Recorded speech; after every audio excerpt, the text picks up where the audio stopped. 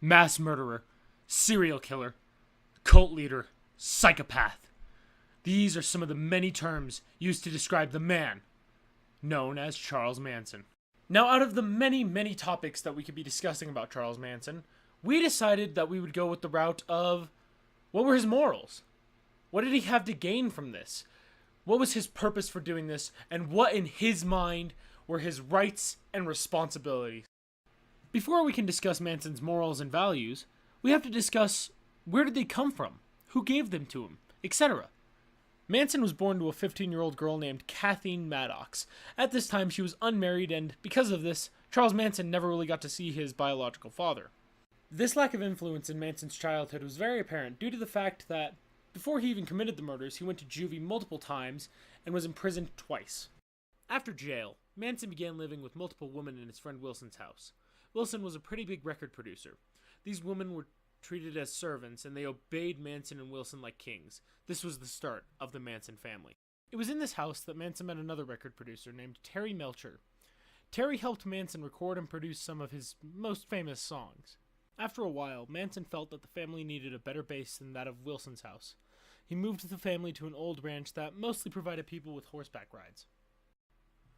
Manson and his girls did a lot of work on the farm, including cleaning, feeding, and training the horses. Manson would have some of his female followers have intercourse with the owner of the farm, in exchange for continued residence there. We know this may seem irrelevant, but we felt this information really helped to show just how far Manson would go to get what he wanted, and how many people he would manipulate to achieve his own personal goals. Now, in case you didn't know, Charles Manson was responsible for the death of Sharon Tate. It ended up being the main cause for the end of the Love and Peace era. The Tate murders that occurred on 10050 Cielo Drive was something unheard of back in 1969. Murder on such a large, gruesome scale was not common, and this came as a shock to most of the country. It put everyone on edge.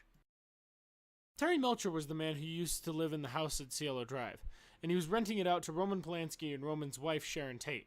Manson had visited the house not too long before the murders, asking for Melcher, but Melcher had moved to Malibu. On the night of August 8th, Manson had Tex Watson take Susan Atkins and a few other Manson followers to Cielo Drive, and he said, "Totally destroy everyone in the house, as gruesomely as you can." Also saying, "Now is the time for Helter Skelter." We'll find out about that later. Watson did his job well, creating a shocking image. Pig was written in Tate's blood on the front door. Now, some of you may be wondering what this has to do with rights and responsibilities. Well, we aren't exactly talking about Manson's legal rights or his responsibilities as a good person. We're discussing what he believed to be his rights and responsibilities. Manson more than likely suffered from multiple mental disorders since childhood. These issues were the seed that blossomed the truly crazy plans Manson came up with. He took scriptures from the Bible and put them in the same pot as songs from the Beatles, creating insane theories of Helter Skelter.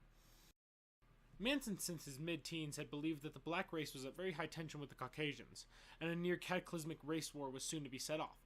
Manson believed that if he and the family were to create songs with subtle lyrics about the war, he could lure the Caucasian females out of the black communities with his music.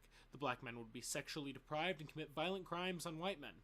The racist and non-racist whites would begin fighting each other, thus nearly wiping each other out. The blacks would kill off the remaining whites, and the family would come out of hiding and rule the blacks. Manson believed that the White Album by the Beatles was speaking to him. He believed that the Beatles had tapped into his spirit, and that they were talking about what he'd been preaching for so long.